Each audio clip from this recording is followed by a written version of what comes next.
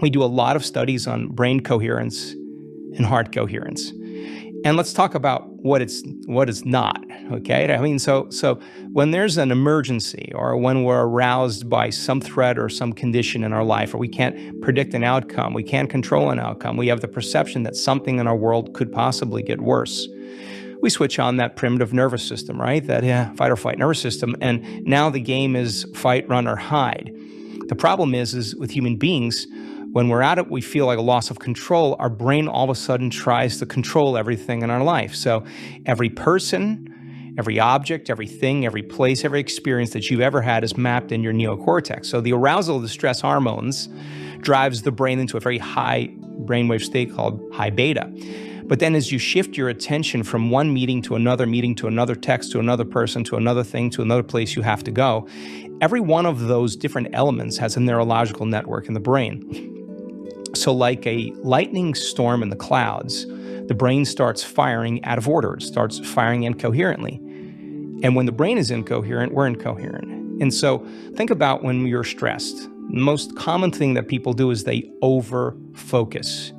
They narrow their focus on whatever it is that's driving them to pay attention to it. Yeah. And so then the act of paying attention to the problem is actually driving the brain further out of balance. And we've studied this. When you analyze that problem, that circumstance, that condition within the emotion that you are feeling and derived by the hormones of stress, you'll make your brain worse 100% of the time, because the over-analysis is driving it further into a higher thinking, higher beta brainwave state. So this kind of narrow focus is what causes the brain to be a house divided against itself. So we thought, well, why don't we do the opposite? Why, instead of narrowing our focus on the cause, something physical, something material, because the hormones of stress actually heighten the senses and cause us to become materialists. So matter is the issue when there's survival. It's whatever's around the corner. It's whatever's going to happen. So we said, okay, let's teach people something else. Let's teach them how to broaden their focus. And as they broaden their focus and take their attention off of everything material and everything known and focus on space, focus on nothing, the act of doing that actually starts slowing down the analytical mind. You can't analyze when you're sensing. And it starts to change the person's brainwaves into a slower brainwave pattern. Right? And so now as you start slowing your brainwaves from that high beta, you start slowing down, you're shifting gears, you go into a mid-range beta, then you go into a low-level beta, and then all of a sudden you get into alpha. Now alpha, when you're in alpha, the voice in your head, the critic in your mind goes away. That voice that's talking to you stops, and the brain tends to see in images, pictures. That's the imaginary state. That's a creative state. And in alpha, when you're out of survival, you're looking for answers, you're creative, you're looking for new ways of doing things. So when they broaden their focus, not only do they move into alpha, but all of a sudden we start seeing those different compartments of the brain that were once subdivided, all of a sudden starting to unify. Different communities of neurons that were fragmented start to synchronize. So what syncs in the brain, links in the brain. So when you see the front of the brain talking to the back of the brain, the right side of the brain talking to the left side of the brain, you start knowing something good is starting to happen and the person's starting to create more order. So when you see those psychic union of two hemispheres coming together, the polarity, that person starts to feel incredibly whole.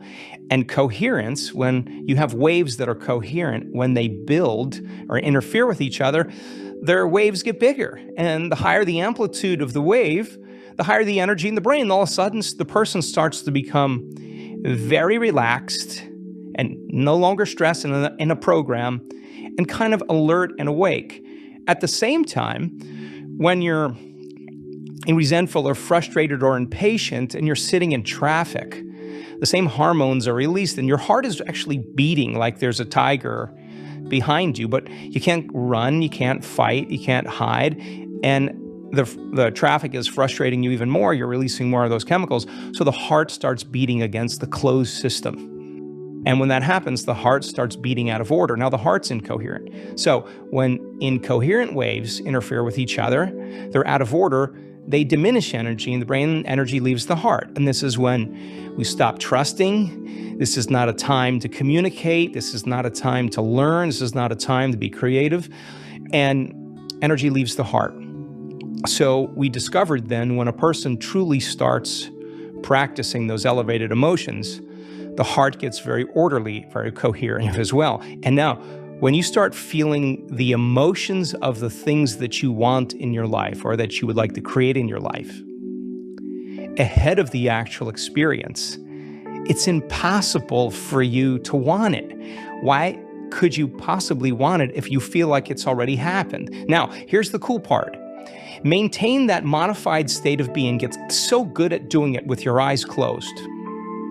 Start practicing with your eyes open. And if you can maintain that modified state of mind and body your entire day, coherent heart, soon as energy reaches the heart, we've done thousands of studies on this, it's going straight to the brain. The heart starts to inform the brain that it's safe to create. At the exact same time, the heart begins to produce an external magnetic field.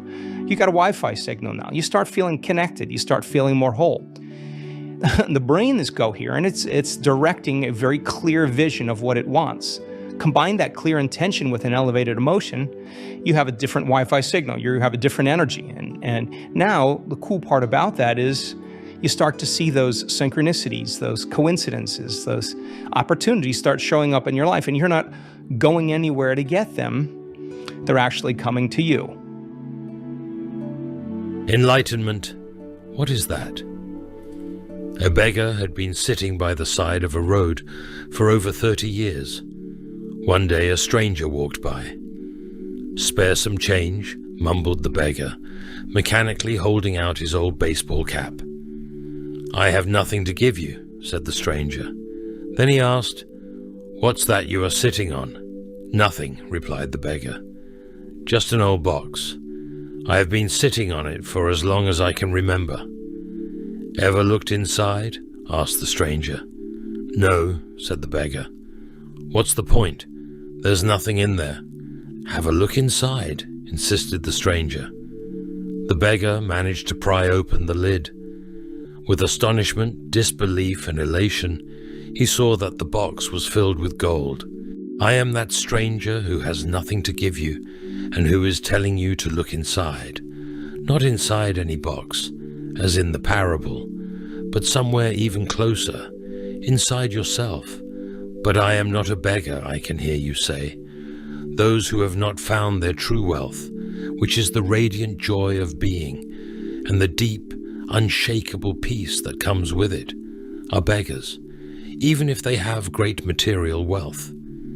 They are looking outside for scraps of pleasure or fulfillment, for validation, security, or love, while they have a treasure within that not only includes all those things, but is infinitely greater than anything the world can offer." The word enlightenment conjures up the idea of some superhuman accomplishment, and the ego likes to keep it that way, but it is simply your natural state of felt oneness with being. It is a state of connectedness with something immeasurable and indestructible, something that, almost paradoxically, is essentially you and yet is much greater than you. It is finding your true nature beyond name and form. The inability to feel this connectedness gives rise to the illusion of separation from yourself and from the world around you. You then perceive yourself, consciously or unconsciously, as an isolated fragment. Fear arises, and conflict within and without becomes the norm. I love the Buddha's simple definition of enlightenment as the end of suffering. There is nothing superhuman in that, is there? Of course, as a definition, it is incomplete. It only tells you what enlightenment is not, no suffering. But what's left when there is no more suffering? The Buddha is silent on that, and his silence implies that you'll have to find out for yourself. He uses a negative definition so that the mind cannot make it into something to believe in, or into a superhuman accomplishment, a goal that is impossible for you to attain. Despite this precaution, the majority of Buddhists still believe that enlightenment is for the Buddha, not for them, at least not in this lifetime. You use the word being. Can you explain what you mean by that? Being is the eternal, ever-present, one life beyond the myriad forms of life that are subject to birth and death.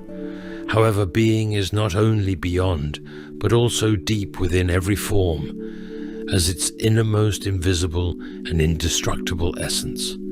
This means that it is accessible to you now as your own deepest self, your true nature. But don't seek to grasp it with your mind. Don't try to understand it. You can know it only when the mind is still, when you are present, when your attention is fully and intensely in the now. Being can be felt, but it can never be understood mentally.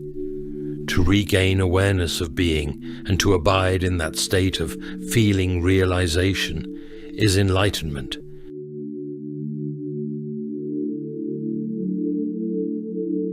When you say being, are you talking about God? If you are, then why don't you say it? The word God has become empty of meaning through thousands of years of misuse. I use it sometimes, but I do so sparingly. By misuse, I mean the people who have never even glimpsed the realm of the sacred, the infinite vastness behind that word, use it with great conviction, as if they knew what they are talking about, or they argue against it, as if they knew what it is that they are denying. This misuse gives rise to absurd beliefs, assertions, and egoic delusions, such as, my or our God is the only true God, and your God is false. Or Nietzsche's famous statement, God is dead. The word God has become a closed concept. The moment the word is uttered, a mental image is created, no longer, perhaps, of an old man with a white beard, but still a mental representation of someone or something outside you, and yes, almost inevitably, a male someone or something. Neither God nor being nor any other word can define or explain the ineffable reality behind the word. So the only important question is whether the word is a help or a hindrance in enabling you to experience that towards which it points.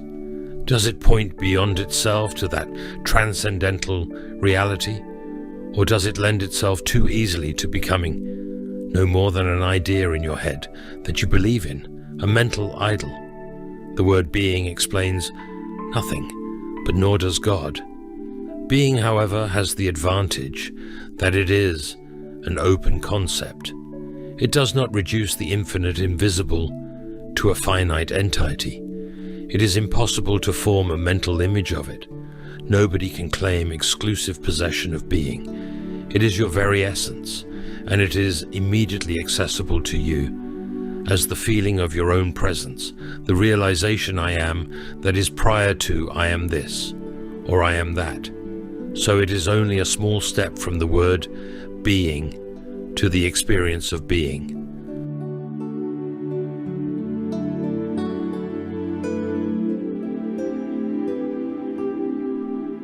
What is the greatest obstacle to experiencing this reality?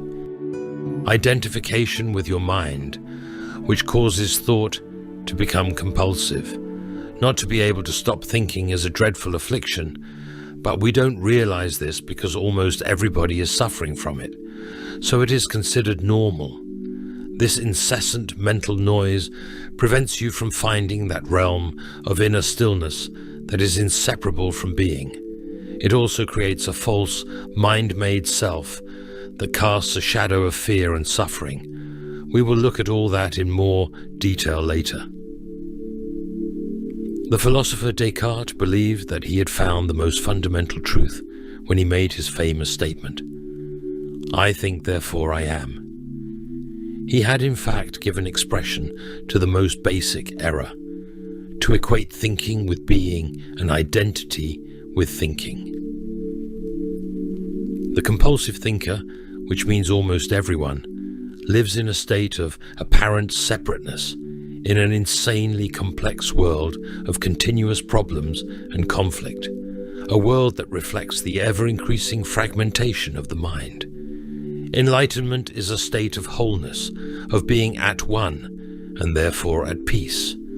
at one with life in its manifested aspect, the world, as well as with your deepest self and life unmanifested, at one with being. Enlightenment is not only the end of suffering and of continuous conflict within and without, but also the end of the dreadful enslavement to incessant thinking. What an incredible liberation this is. Identification with your mind creates an opaque screen of concepts, labels, images, words, judgments, and definitions that blocks all true relationship. It comes between you and yourself, between you and your fellow man and woman, between you and nature, between you and God. It is this screen of thought that creates the illusion of separateness, the illusion that there is you and a totally separate other. You then forget the essential fact that, underneath the level of physical appearances and separate forms, you are one with all that is. By forget, I mean that you can no longer feel this oneness as self-evident reality. You may believe it to be true, but you no longer know it to be true. A belief may be comforting. Only through your own experience, however, does it become liberating. Thinking has become a disease. Disease happens when things get out of balance.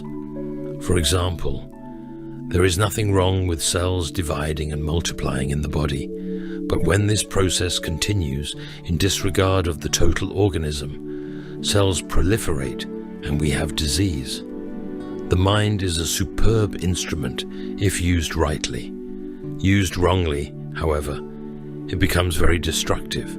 To put it more accurately, it is not so much that you use your mind wrongly. You usually don't use it at all. It uses you. This is the disease. You believe that you are your mind. This is the delusion. The instrument has taken you over. I don't quite agree. It is true that I do a lot of aimless thinking, like most people.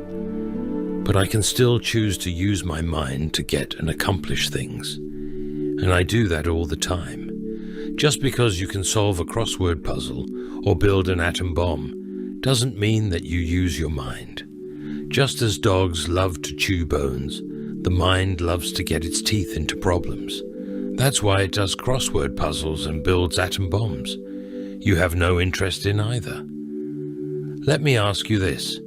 Can you be free of your mind whenever you want to? Have you found the off button? You mean stop thinking altogether? No, I can't, except maybe for a moment or two. Then the mind is using you. You are unconsciously identified with it, so you don't even know that you are its slave.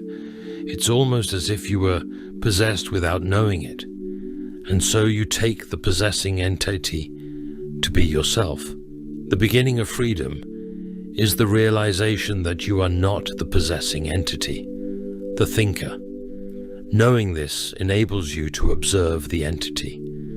The moment you start watching the thinker, a higher level of consciousness becomes activated. You then begin to realize that there is a vast realm of intelligence beyond thought, that thought is only a tiny aspect of that intelligence. You also realize that all the things that truly matter, beauty, love, creativity, joy, inner peace, arise from beyond the mind. You begin to awaken.